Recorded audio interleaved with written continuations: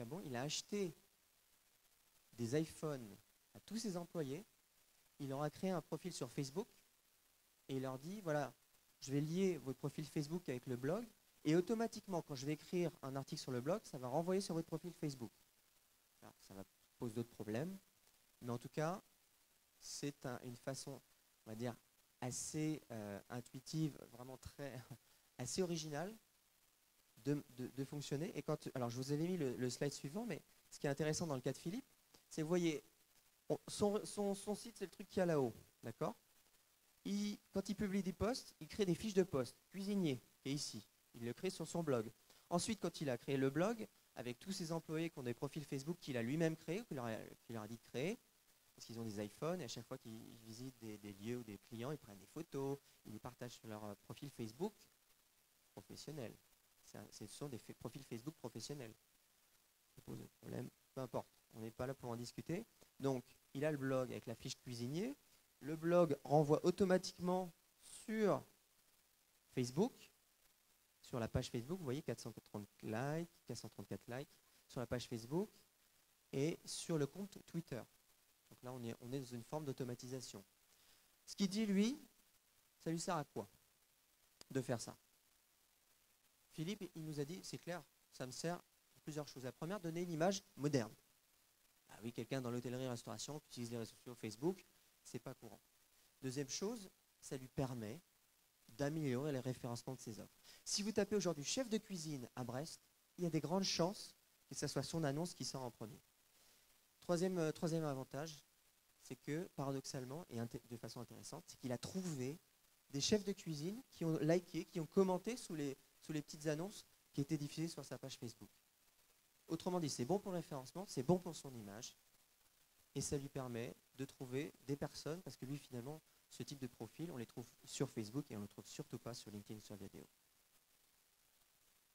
Voilà ce sur quoi je voulais conclure, et vous montrer aussi l'utilisation d'une personne sur des métiers auxquels on n'aurait pas forcément pensé, qui recrutent sur le web. Voilà. Donc, merci Laurent.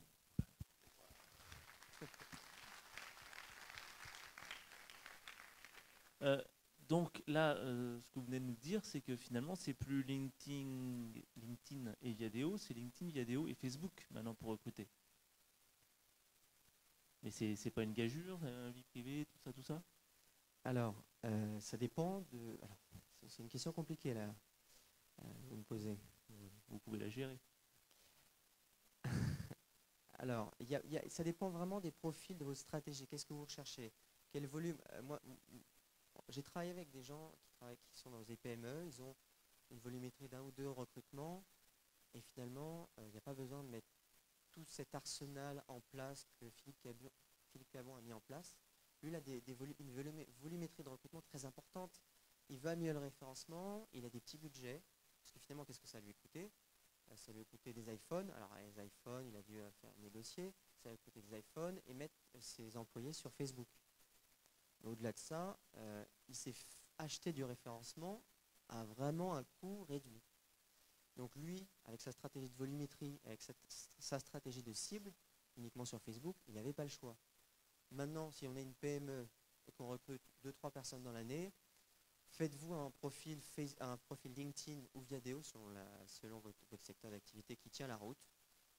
Votre profil, faites une page entreprise, ça suffit largement, il n'y a pas besoin de plus.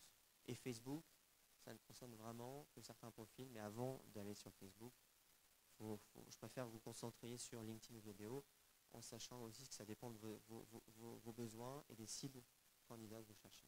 Merci. Une question? Évidemment, Jean-Michel. Alors le micro arrive, Jean-Michel. Vous avez toujours votre micro, Jean-Michel? Ah ouais. On rend le micro à Jean-Michel. Merci madame. Oui, Facebook, la semaine dernière, je crois, a annoncé aux États-Unis un partenariat avec le ministère du Travail américain, donc leur pôle emploi. Qu'est-ce qu'il faut en penser? Et est-ce qu'à ton avis, Facebook fera la même chose avec notre ministère à nous? Alors, pour l'instant, Facebook ne fait qu'agréger des offres d'emploi. Donc en fait, il s'est mis en partenariat avec d'autres acteurs de l'emploi. Pour l'instant, je suis allé voir un petit peu ce que Facebook a fait sur le recrutement. Je je peux vous dire que c'est, alors excusez-moi l'expression, hein, mais c'est en streaming, c'est pas grave, mais c'est à chier. C'est-à-dire que ça n'a aucun intérêt. Le matching, c'est quand vous tapez des mots-clés, vous tapez un lieu, vous arrivez avec d'autres résultats, d'autres lieux. Donc aujourd'hui, non seulement l'interface n'est pas terrible, mais en plus, l'outil de recherche ne fonctionne pas. Aujourd'hui, ça n'a aucun intérêt. Néanmoins, c'est Facebook. Et néanmoins, leur puissance de feu est telle que si un jour, ils disent « Ok, vous nous faites ces feedbacks-là, on va vraiment faire un job board, on va vraiment faire un vrai agrégateur. » Et là, ça va changer la donne. Parce qu'aujourd'hui, de plus en plus, on se rend compte que sur les profils Facebook, les gens mettent de plus en plus d'informations professionnelles, ce qui n'était pas le cas avant. Et ces informations professionnelles sont aussi exploitables. Donc du coup, on pourrait penser à terme avoir des informations professionnelles et en face matcher des offres correspondantes. Donc ils ont une puissance de feu hallucinante. Aujourd'hui, ils en ont fait, on va dire, la montagne accouchée d'une souris. Et une souris boiteuse et pas en grande forme. Donc pour l'instant, voilà. Merci. Une dernière question? Très bien. Bon, je vous propose de faire 10 minutes de pause avant d'entendre Arnaud Reyrol qui nous parlera de travail collaboratif. À tout de suite. Merci.